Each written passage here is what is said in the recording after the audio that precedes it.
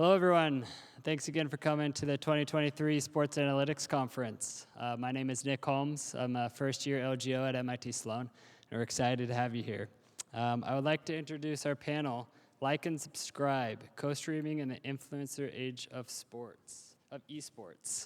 Our panelists are Parth Naidu, CEO of Cyto, Doug Watson, Director of Esports Strategic Advisory at Riot Games, Kareem Fernandez, who's running a little late, but we'll get here, is a content creator at Counterlogic Gaming, and Nick Troop, executive producer at Possible. Our panel will be moderated by Gregory Kim, head of CLG Madison Square Garden Sports. The panel will run for 45 minutes, and then we'll leave 10 minutes at the end for questions. Please submit your questions on Twitter by using the hashtag #StreamingEsports. With that, I'll turn the time over to you guys. Awesome. Thanks, Nick. Welcome, everyone, to this year's esports panel. I'm really excited to dive into how esports is continuing to evolve at the cutting edge of entertainment. But just wanted to level set before we get into it. You know, this is esports. We're referring to like competitive professional video gaming, and in that we mean some of the popular titles like League of Legends, Valorant, Counter-Strike, and not necessarily just FIFA or NBA 2K or all the stuff that the Olympics decided to roll out last week for the Olympics games. But cool. I mean, we can dive right in. I guess Parth, just sort of as a veteran of esports and an astute observer over the years with your time in TSM and now in the consulting space, can you talk to us a bit about what co-streaming is in esports and what the industry and even other industries like traditional sports and entertainment can sort of learn from what's happening in co-streaming? Sure. So just to talk to us a bit more about this, I wanted to start kind of my journey with sports and esports in general. I used to watch tennis a lot when I was growing up. My parents loved it. My brother watched it. And so before I went off to college, we would watch every slam together, every final, sitting with my brother. He really loved Nadal. I was a Federer-Djokovic fan. And so it was just like this camaraderie that I had where I used to watch sports with someone that I loved, and we had rivalry and things that we could talk about. What happened when I went to college, though, was that I didn't really have that many people who wanted to watch tennis with me, and so slowly I stopped watching it altogether. And it's really a shame because I know there were some incredible matches between those three in the last 7 or 8 years. That's kind of where I found esports too. I started playing the game, and then what I discovered was on Twitch, there were a lot of players at my skill level, some higher than my skill level, playing the games and talking to me. And slowly it was about building a community, watching someone play the game that you play, getting to know them, getting to understand them. And that's kind of where co-streaming is now. It's big personalities in the space who care about the game, who care about the sport that you're watching, and you get to essentially watch that with them. And so that's what co-streaming is for me. I really wish if I were to go back to tennis, I know Federer just retired, if he were to kind of pop on Twitch, watch the next Grand Slam in his couch on his stream, I would tune in. And I think that's what's missing for sports. It's how do you leverage the personalities that you have in your industry and put them in a casual setting where some of the people who are fans of that person will tune into a lot of the events. Yeah, so I mean, Nick, you're like on the production side of this, right? And I think we've seen some slight innovation in this co-streaming space a bit, like with like the Manning cast or other things that traditional sports do. But what do you see as some of like the biggest challenges and opportunities in like how we're doing storytelling or sports storytelling and production, and how might technology or new techniques or innovations like co-streaming sort of factor into that? Yeah, so I think what's interesting is co-streaming from a technological standpoint is pretty straightforward. It's not really different from how certainly Riot manages its esports broadcasts, because Riot already operates in this remote production model where so much of the infrastructure is elsewhere and all that signal is just being carried effectively by the internet. I think what's interesting about co-streaming is it's in a good way, taking a little bit of the like conservative polish off of the presentation.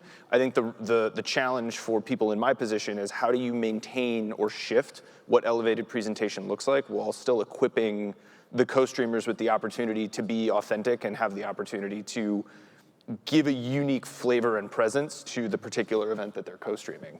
And so some of that is purely in infrastructure. A lot of that is programmatic. And so I think that the sort of next couple of years are programmatically going to be interesting, because how does co-streamer A differentiate themselves from co-streamer B? Well, the same way they do when they're at home, right? So the onus would be on myself and other producers like me to find a way to evoke, mimic, arguably elevate what their at-home presentation is when they're in venue.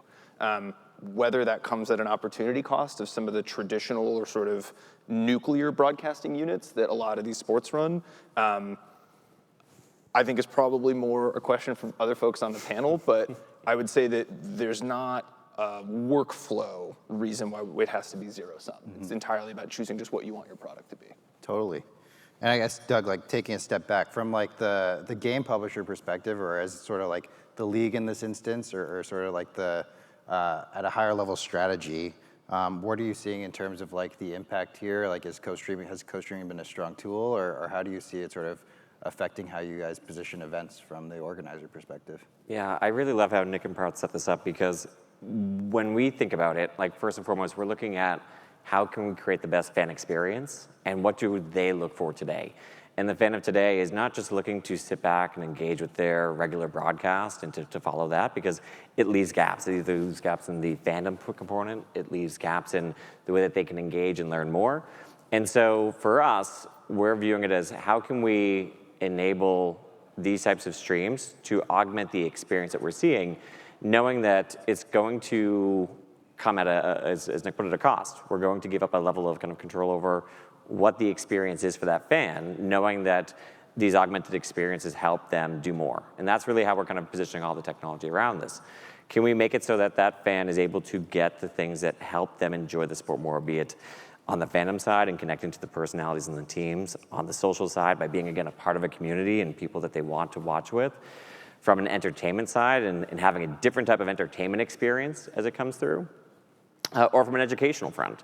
And that's the thing that we're really focusing in on, is like, what are those kind of motivations? How can we, again, differentiate some of the co-streamers that participate in this, and then augment that with additional technology so that there's a level of kind of consistency and a way of being able to drive a bigger narrative and a storytelling around the sport itself.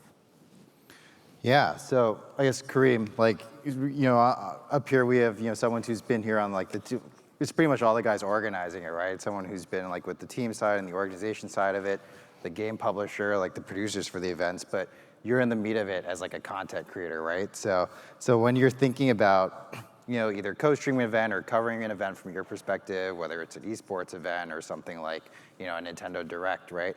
How do you sort of think about your role in telling the story of an event? And when you're creating your content, like what is it that you think your fans are looking for?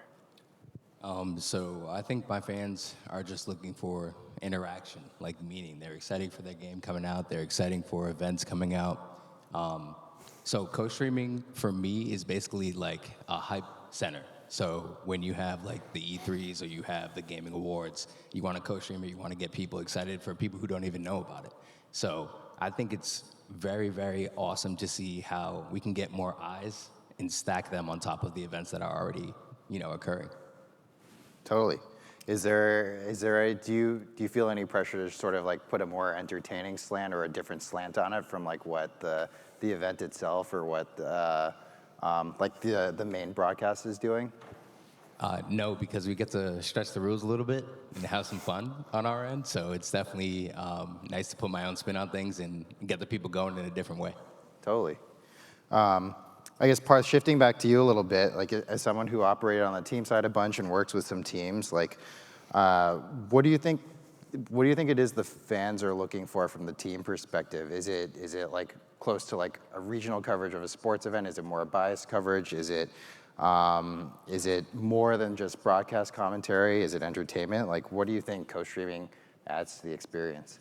Sure. So I remember when I first joined TSM in 2015. A lot of the reasons why people tuned into TSM games was because of the personalities of the people who are not even playing the game, but as part of the leadership and part of the crew. You saw that recently when 100 Thieves joined, and Nadeshot was a big personality, and it's his emotion, his engagement, his belief in his team, and him being a fan of that team that really drew other fans into watching those games. And you're continuing to see that over the last 2 or 3 years with Kometa, with K-Corp, and Ebuys team with Koi, and recently Moist. And so I do think that from the team perspective, there is an initial layer of having personalities there that draw you in because the viewer cares not only about the players there and the show that they're watching, but also it gives them an additional reason to care for and be a part of. Do you think, I guess we talked about this a tiny bit, but a little bit of a curveball. Do you feel like players should be doing more? I do think that players should and can be doing more, but they should be incentivized in order to do so. Right now, a lot of the professional esports teams really prioritize performance. They have really grueling training regimes where I know most League of Legends players, they usually get up at 10, they have a team meeting or workout at 11, they start scrims at 12, they go from like 12 to 7 or 8, they have a small break, and then they have to play solo queue again for the next 3 or 4 hours. And then they do that every day, except for the days they're competing, and for like 10 months long, especially for the best pros, right? And so unless you can carve out that time and help them see the value in building the brand and engaging with fans, it also has to be on the team side. So I think it's both. For sure. I'll just add, I think it's not just how can you leverage pro players and stars in terms of co-streaming, it's how can you insert them and build the personalities where fans are in general. And that can be in the venue and how you can, again, create opportunities to have meet and greets and to be able to interact. It can be in the co-stream and having, again, a different type of interaction and engagement, but it can also happen on other social platforms and digital realms where the fans naturally are, where they want to engage and they can have a personal connection. Because again, a lot of the things that we're seeing from an esports side is that our sports are global. The fans aren't always going to be there. They're not always going to be able to have that up-close personal relationship. There's not, again, to Parth's comment before, like a natural community necessarily right around you as you may have with a regional sports team. And so you need to ensure that you can put the professionals in places where they can have that engagement and that community can come together to start celebrating the sport. For sure. You know, Nick, you've experienced producing some of these magnificent events in like esports and across the space over the years, right? But co-stream's kind of a newer thing, at least in terms of being more formalized and like a part of the experience from like the game publisher perspective. How, you know, when you're designing an experience now and knowing that co-streaming's a thing, how do you account for the fact that like it might be portrayed in one of like dozens of ways, like not just on a main broadcast, but also through other lenses? Yeah, so I think part of it is there's not, you're not gonna fix a certain level of control that you do or don't have. It's a curatorial process, right? So if you look at, for example, the League of Legends World Championship, where we did have co-streamers in venue just last fall, for something like the opening ceremony, which is deeply scripted and its presentation is inseparable from what it is, there's very limited agency that the co-streamers have, right? They certainly have an opportunity to react and opine, but the degree to which they've got the opportunity to kind of manage what their programming is in that 14-minute segment is extraordinarily limited. That's by design. When you get into the actual heart of the competition, right? So you get into character select, they're loading into the game, that's when we take a much more relaxed approach, right? And that's where you want the individual personalities and the expertise and all of the things that are the successful gestalt of being a content creator to shine, right? So at that point, the function of the production is to give shared imagery so that no matter what stream you're watching, you can still see what's happening in the sport and in the game. But we pull out other elements or bring in co-streamer specific elements, and that's when and where the value of the co-streamer is really felt, in my opinion. So it's just riding that line all of the way through, right? And you know, Doug talked about like there's a relaxation of control. That's pretty anxiety-inducing on the production side because we try and think about every single beat, not necessarily successfully, but we try. And now we have to lean into a little bit that there are, in a good way, you know, 4, 6, 30, 100 agents of chaos. But that actually forces us to reconsider some of our own approach. And so I think ultimately it's a virtuous cycle, right? Something that we were overly controlling about, we now have to relax, and it suddenly changes our understanding of its value. And in turn, we see what the co-streamers do with it and where their fans or fans in aggregate gravitate or respond really positively, and try and extract that learning as well. So ultimately, quite candidly, I'm getting the benefit of kind of like a multifaceted R&D project. Mm-hmm. Like I think we started seeing like Valorant even like streamers are being invited on site, right, and being part of the broadcast. Like, does that help a lot? Do you think that does that bring us closer to like the old broadcast and having guests on stage, or do you think it lets us enhance like what co-streaming is when we have like influencers on site now, like both on broadcast and co-streaming in a way? Yeah, so I think what's really interesting and candidly cool about co-streamers on site is if you are watching a traditionally structured broadcast, whether it's esports or stick and ball sports, it is certainly a shared social experience, even if you are at home, right? You are confident that there are plenty of other people around, your city, state, country, whatever, the world watching. You're also vicariously sharing the emotional arc of being on site because there are live fans there. I think when you insert co-streamers into the space, you are now merging the kind of parasocial experience of engaging with a co-streamer with the social experience of consuming the sport with sort of other faceless fans. And I think that really you're getting the best of both worlds in that instance. So I don't know that it's necessary every time, and I think you certainly want to be very intentional with sort of who does well with the energy in the room versus who does best when they can manage their own environment and energy. Mm-hmm. But ultimately, I think it is net beneficial, and it does change the composition of it. I also think for the fans, everyone likes to see celebrities, right? Like even if you work, whether sports, entertainment, whatever, like it's still fun. And so I think the idea that a co-streamer that I'm a fan of, is maybe getting a little bit of an enhanced or VIP experience is sort of validating for my fandom of them, right? And at the same time, I can benefit as a viewer of that co-stream from the increased access, increased reach, and the ways in which they're bringing their own on-site experience into the co-stream, so that I think it just builds on that same vicarious experience. Last year with our Champions event, we did a thing called our Golden Carpet, where, as Nick kind of pointed out, we had essentially like a VIP treatment of all these individuals coming in to stream from the actual finals venue.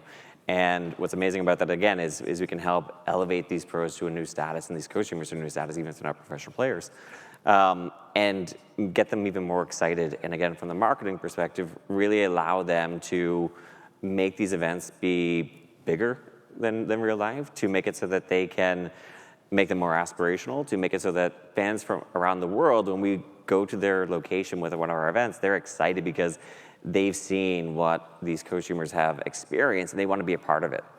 And it can actually start kind of bringing it back to home. But as Nick pointed out, like that's not necessarily for everyone, and that's not the same thing. Again, as we start thinking about the motivations and what we're trying to give the fans, and in order to kind of like diversify those different streaming experiences, like you have people that may not want to get super into the excitement, but may care more about the education and learning and being able to go super deep into like the tactic that's happening because it influences them at home. So like if we can put those people in positions to succeed and either give them the live experience tools or to give them the other tools to be able to narrate themselves and create that experience, like that's what we from the sports side are thinking about so that we can give all those fans the right experience at home. So I guess building on that, right, there's so many avenues, right? Like folks are going to socials, they're going to co-streams, they're going to the main broadcast, they're going to like subreddits for better or worse to sort of get their view in an event. Like, from the publisher side or from the organizer side, like how do you try to keep a pulse on that and try to optimize for meeting the fan where they're at and engaging them? It's a more challenging and diverse set of topics to hit every day. The reality of it is that fans today want their fandom to live everywhere and where they are. And from the publisher side, it's our job to help them manifest that fandom where they want to be. Is that on a Discord channel? Is that in the broadcast? Is that in person? We need to be able to make sure we can understand what those needs are and help them bring it to life. On top of that, though, knowing that there's, again, like this diverging set of platforms in which they can engage and express their fandom, we do need to have a level of kind of consistency because it's like the rituals, the community, and the narrative that allows a fan base to really come together and that fandom to deepen. And so when we think about that, we start saying, okay, where can we have the most strong presence for these people? Is that like in the game client? And like with League of Legends, we've started to rebuild, again, a lot of our regional clients in order to have a more persistent set of tools and information to support the sport. But in other realms, like what we need to do is make sure that the right tools go out to the people that are telling the story as well, so that they can have that and share it out. So if it's working with the teams, if it's working with co-streamers, like what we're trying to do is enable them to have that level of consistency and again, the rituals, the narrative, and the community, so that they can grow the fandom and that we can have this thing, again, expand over time. But it is an R&D experiment. Like it's a thing that's going to kind of keep growing as we go on, and we're going to run into new challenges every day.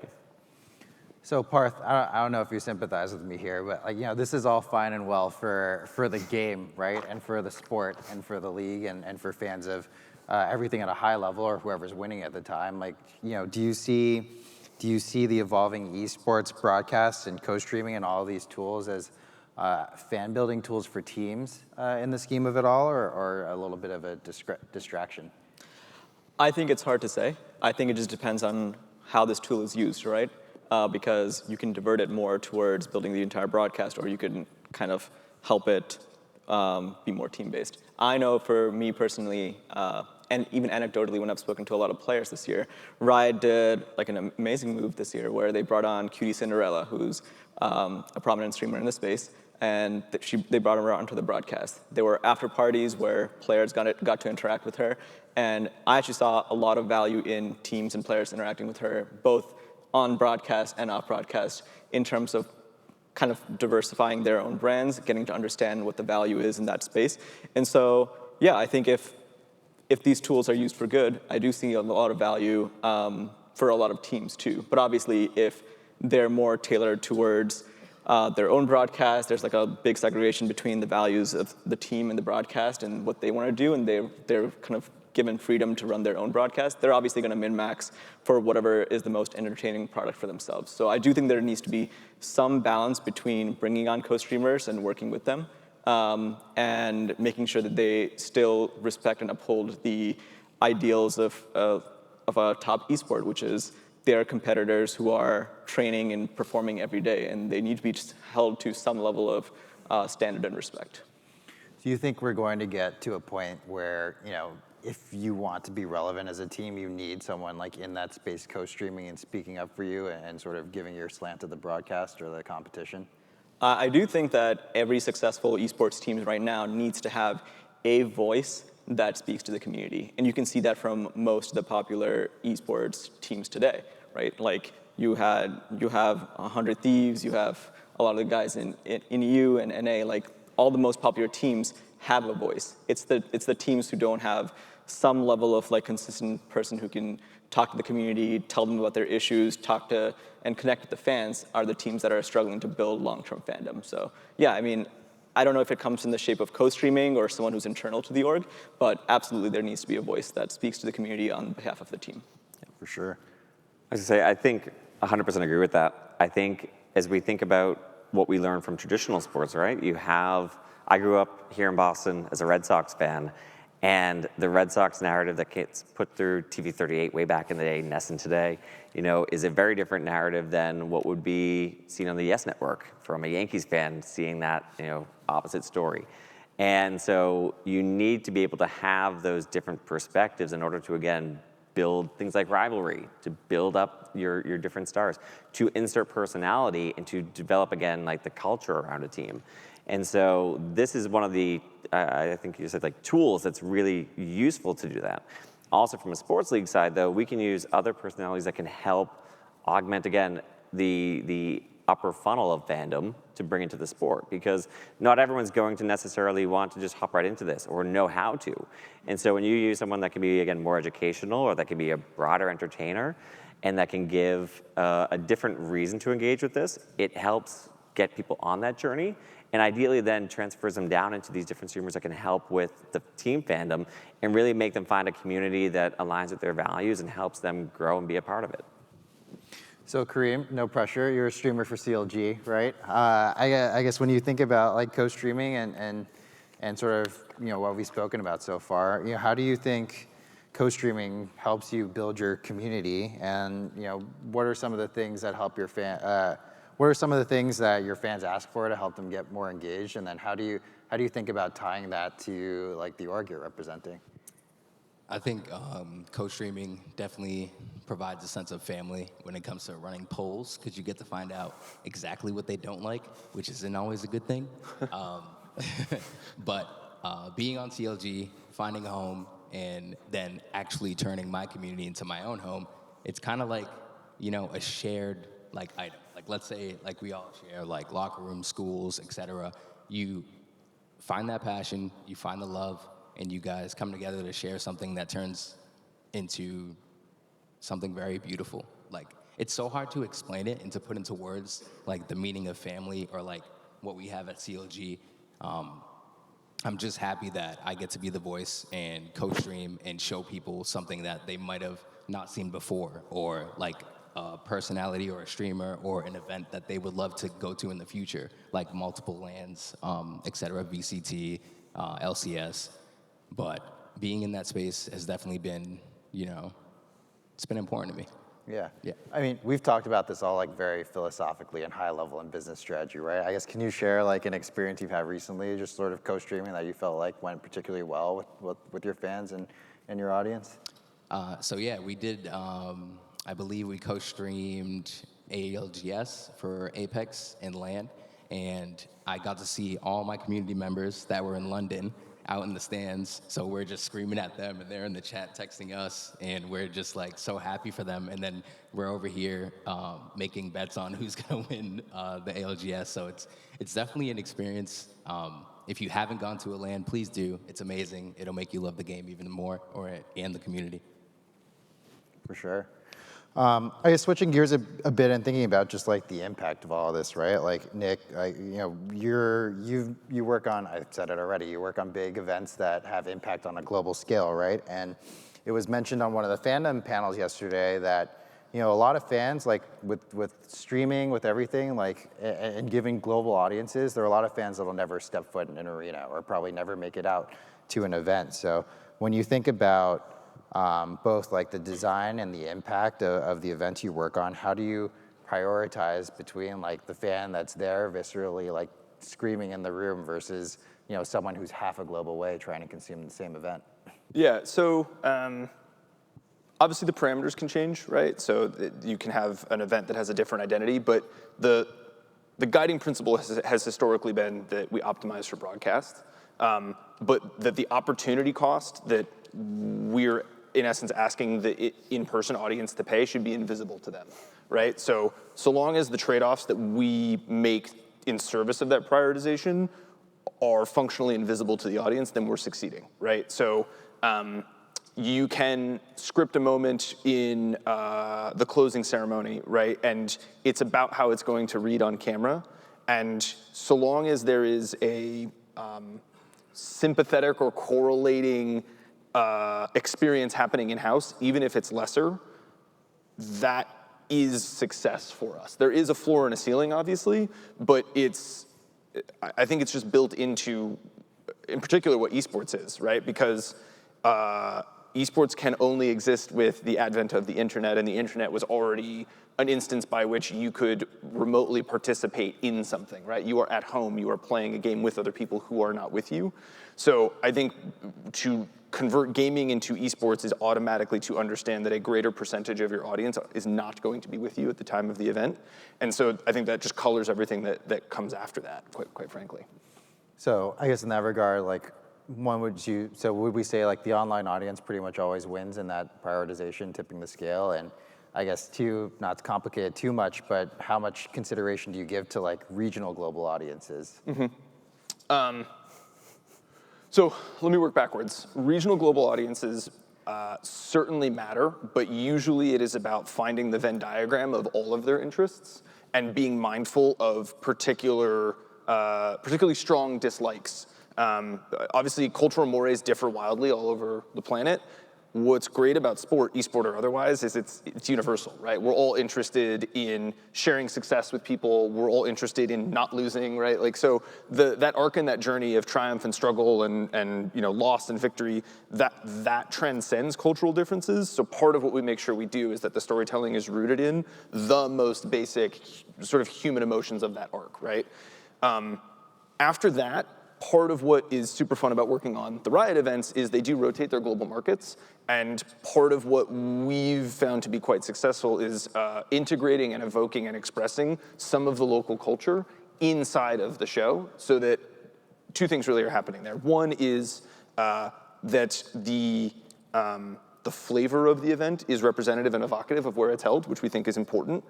And the local audience tends to respond accordingly, which is part of what you want, right? You want a really enthusiastic room. The other thing is, if you are in the queue for a global event in a different part of the world, whether you know it or not, you can get excited at the notion that someday your culture will in some way be celebrated and integrated into this thing that you already love. And so even if it's not your culture that you see there, I feel people still respond really positively because they are signing up for the idea that someday they'll get to have that kind of same emotional experience. Sorry, what was the first half of your question? Does the broadcast always win compared to an arena? Yes, but if I'm doing my job successfully, they're never in such a stark tension that we have to choose a winner and a loser. It's really just about looking at something with two lenses, no pun intended, right? But the opening ceremony last year, we had a moment where an animated character is falling down a piece of mesh, and what we want is for the in-person audience to be able to suspend their disbelief for that 12 or 14 minutes. It shouldn't matter who is a character, who is a human performer. For the broadcast, we are looking at a very specific moment to pull the broadcast viewer on an emotional arc with the story that we're capturing with the camera, but the camera is more limiting, or more, bespoke, more specific, than if you're there in person. If you're there in person, you can see whatever you want, right, in terms of what we're putting in front of you. So it's also just different, right? So long as there is one or more things for the in-person audience to engage with in a positive manner, the broadcast is choosing one thing, and so that's part of why they're not really ever in conflict, right? I just may choose to build something that plays much better on broadcasts, but so long as there's 2, 3, 4, 5 other fun, exciting, impressive, whatever things happening in the room, that sacrifice isn't really felt by the in-person audience. So I guess for everyone here, like we all have more or less gaming. We're coming from gaming background or esports background, right? But like I think this is pretty relevant to traditional sports. Like, do we think, like with what Nick just said, like is that where traditional sports are going? Obviously, we don't have the same like gate revenue, and like the in-person experience isn't so core. I mean, it's valuable from a fandom perspective, but it's not as core to our businesses as it is for traditional sports. But do we think that has the potential to be something traditional sports can learn from? I'll jump in. I think the answer is, from the learning side, is yes, right? Again, esports, to Nick's point, being natively digital and therefore global to a degree, makes it so that we've had to focus on that type of a fan state since the beginning. On the traditional sports side, you've been able to have regionalism and regional media rights and regional structure from a business sense, allow it to grow and to thrive as it has. But as we start again looking at global fan bases and what that means, it does kind of move the scale a bit. And so I think as we kind of look forward on the traditional sports side, I think there's going to be a need to adapt a lot more of those ways of approaching it, like both from how do you diversify the types of streams and the way you present content in order to better connect with different fan bases, with different, again, cultural expectations and norms, and also experience levels with the sport so that they can feel connected. And then two, how do you make it so that even if they've never been to the place, they feel as though they know what it is and that they can feel it, and that also that it's aspirational for them to go there, right? Because that's what makes it so that it feels more than just the sport that's happening on the stage. It's a thing that's like part of you. So I guess Parth, like with co-streams and all these advances that we're making, like how do you see this sort of evolve? How do you see co-streaming, for example, like evolving from a like league and team perspective, and do you think like eventually we're gonna look back on co-streaming as a positive or a negative development in the scheme of like how we consume esports? Sure. So again, like I said before, co-streaming is a tool, and it depends on like which way it goes and how it's used, right? I think honestly the big onus ends up becoming on the publisher, because unlike traditional sports, publishers who own the IP get to decide where people watch, what people watch, and in what form people watch, right? And so they do have a lot of power in terms of how to give in terms of how they work with co-streamers. Are they the one who are taking the co-streamer, enabling them, bringing them onto their broadcast, and seeing if they can bring their fan and like kind of cross their fans with the fans of the sport and vice versa? Or is it more of an approach where you just see a large audience from a co-streamer and you just give them the rights and let them run free? I think the conversation we had before between giving control versus what you're getting out of it is a pretty important one. And honestly, as much as the teams or the fans would like to have a say in how they engage with each game or each sport, I do think it comes down to the responsibility of the publisher to decide in what makes the most sense for each particular sport and region and game. So Doug, it sounds like it's on you a bit. I guess, do you see co-streams as advancing the sport, and do you see co-streaming or other things, candidly, as a potential driver for revenue in the future for gaming esports ecosystems? I do, and I think it comes back to two things. One is there's a range of different technologies out there that are enabling new ways of fans to be able to connect to the experience from anywhere in the globe. And from the sports side of the house, we need to be thinking of how to best use those tools, co-streaming being one of them, to best position that fan experience and then to find the right way of, again, introducing new revenue streams to the sport. Co-streaming presents one of those interesting opportunities for us as we start thinking about the types of connections that you can build and how you can build new fandom products on top of this. If you're going back to the traditional sports side of the house, like there's less people that go around saying, hey, I am just a giant NFL fan. I want to buy NFL gear. They want to buy their favorite player's jersey. They want to buy the hat of their favorite team. They want to have that connection to the community and the brand that represents them. And so for us, again, being a digital native sport, if you're going to have just a single touch point and a way in, it's leaving less room for some of that development. Now, again, we need to, in ways, relax controls and to be more, allow more like native or spontaneity like come through as people kind of express that, and it means less control to a degree of like how it gets presented. But in doing so, like you really create these new experiences for that fandom to grow, and the products that come alongside it, like be it again directly supporting a streamer, be it integrating new forms of digital or physical merch. Like there's a lot of different ways to do it that we can explore.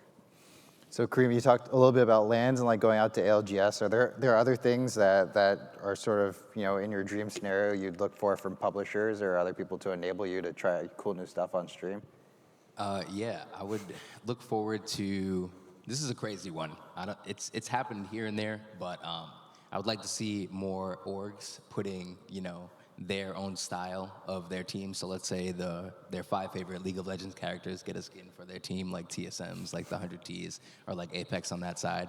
We're screaming for it. We've been screaming for it for some time. So I would really like to see that come into fruition. I know there's a lot of work around that, but it would be nice. It's easy. We just need CLG to win Worlds, and we'll give you all a full set of skin lines. Just Worlds, no big deal. Not that hard. I mean, we could do a whole nother panel on like in-game monetization. So thank you, Kareem, for standing up for us. But I'm not going to touch that one. But no, I mean, I think like thinking about the technology of the space and delving a bit on like what's coming next before we shift to some audience questions. Like Nick, like looking back at the pandemic, right? Esports in many ways just, happened to be better, I don't know if you want to call it better prepared or situated to just adapt to COVID and all the adjust broadcast and make all the adaptations to just keep things going, right? And continue to innovate. And I think it's kind of highlighted the importance of having adaptable technology and innovations to create live experiences. So I guess one, can you talk a bit to like how you adapted tech to continue our esports business like during the pandemic? And two, what do you think comes next in this space? I think as far as adapting to the pandemic goes, I think it was more about situated rather than sort of natively equipped to respond to the challenges of the pandemic. I think there's a couple of I don't know, systemic or infrastructure reasons. So one, with esports being newer, I think it's largely populated by people that are in earlier arcs of their career.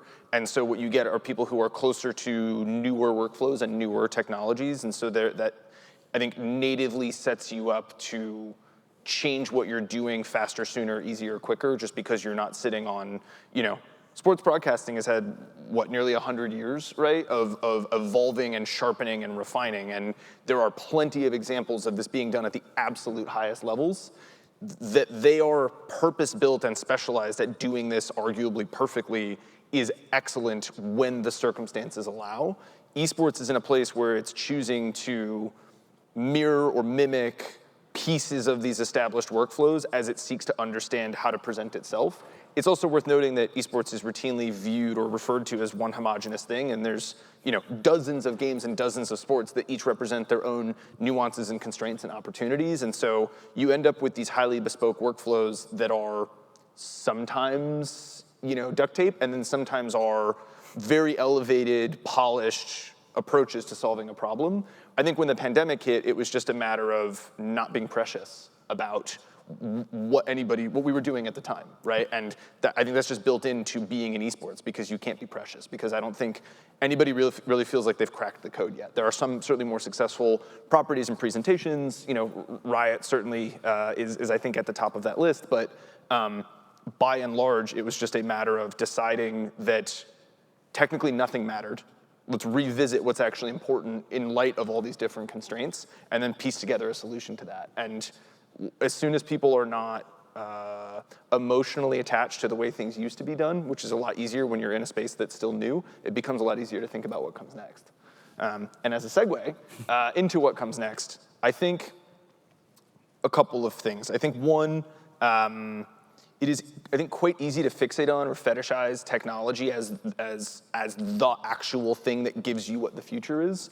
Parth has been talking about co-streaming, not in terms of it being a technology, but it's a tool, right? Technology is just another tool. It's a matter of how, when, and why it's deployed, and I think the why is really, really key.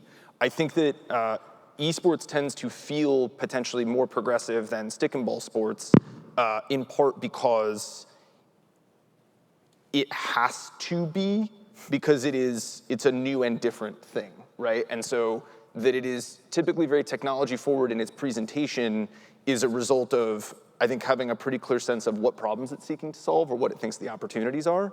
I think that in the stick and ball sports space, there's sometimes I think a race to stay current. And I think that by and large, esports has been about what is next. And I think that's a fundamentally different lens. And so it is certainly easy, especially in the sort of modern age, to use technology to chase what's next. With that in mind, I think proper advancements of how to storytell within the sport are key. Not to sort of bring it back full circle, but there's two different elements that do that, right? One is finding different ways or deeper ways to storytell, not just about the players themselves and helping deepen and build the individual brands in order to unlock a more accessible version of that person for their audience, right? And whatever is appropriate for the individual person, content creator, or pro. It's also a matter of what is the yellow first down line for League of Legends, for Counter-Strike, for Valorant, for Rocket League, right? There's going to be all these different ways of actually giving greater access to what is happening inside the sport. And I think that's where certainly my interest lies over the next couple of years. And I think that people that start to understand that for their individual sports are going to see a pretty stark growth in people understanding the game and getting excited about it. So Doug, you guys are tasked with the evolution of League of Legends as an esport, Valorant as an esport, how we're presenting those things. How do you guys think about what technologies you're investing in, or how you're what next step, what comes next, and how you guys are innovating to push forward the fan experience? Yeah, just to plus one, what we said here is I think, again, technologies instead of tools that help us solve the problems, and we're focusing from the league and the sport perspective on what problems can we best address, and then what types of technology solutions are out there to potentially help us with those.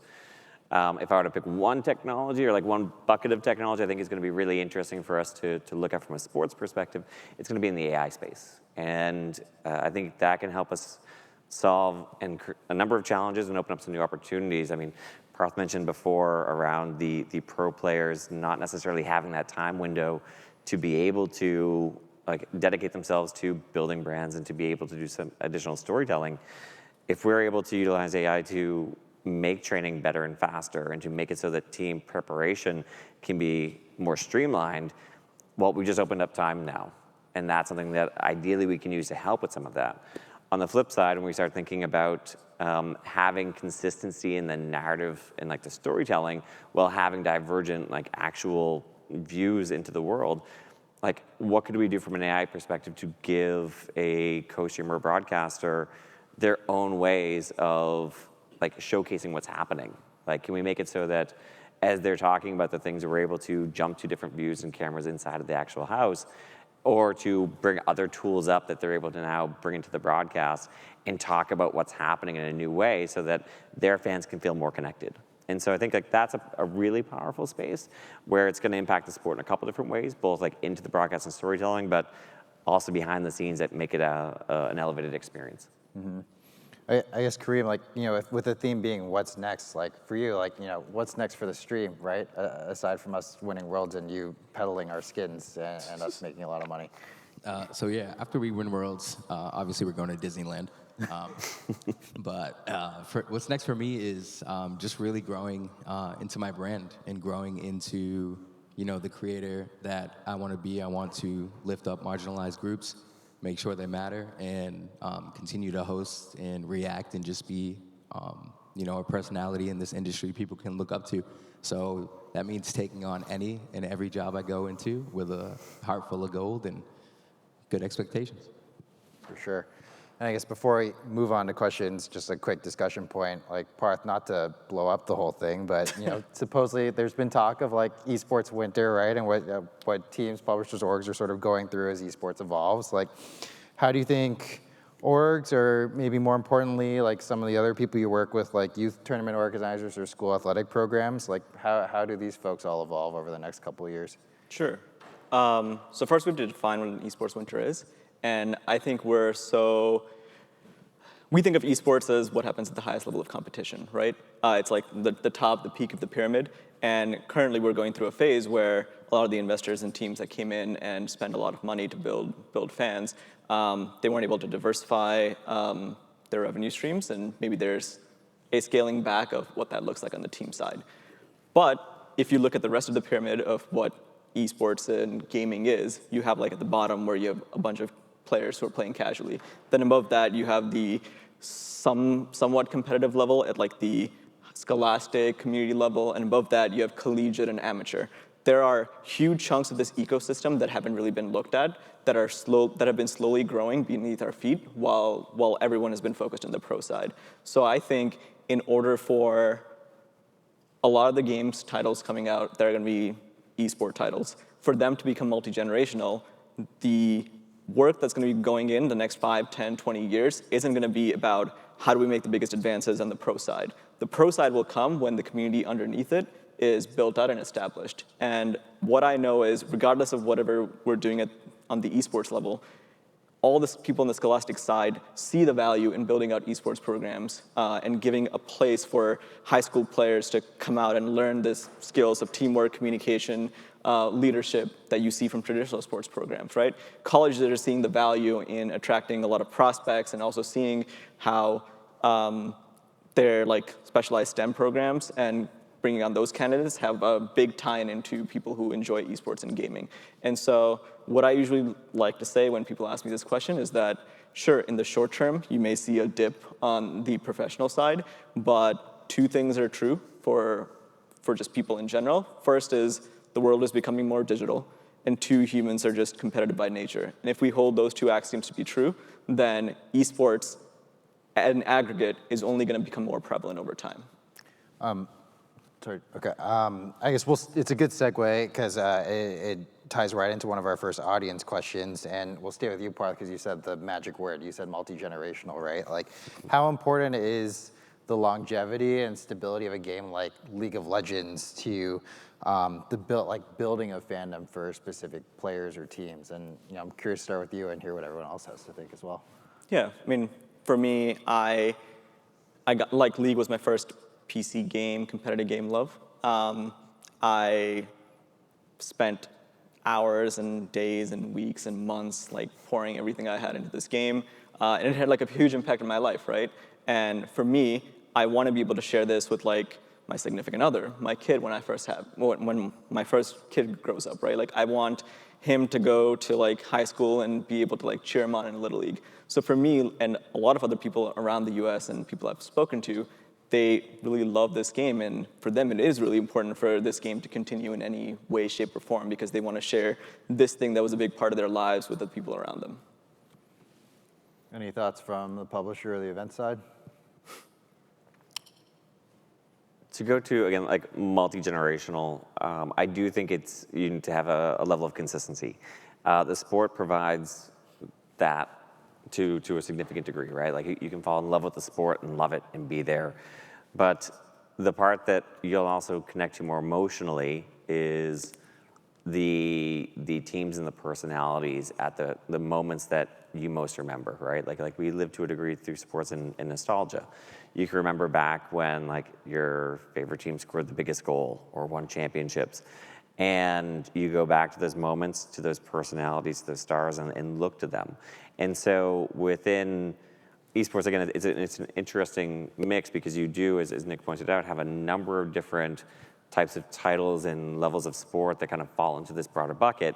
And to some degree, you need, again, a level of sports that are consistent, that will be there, that you can build around. But then you also need the personalities, and those personalities, as of today, span multi-sport.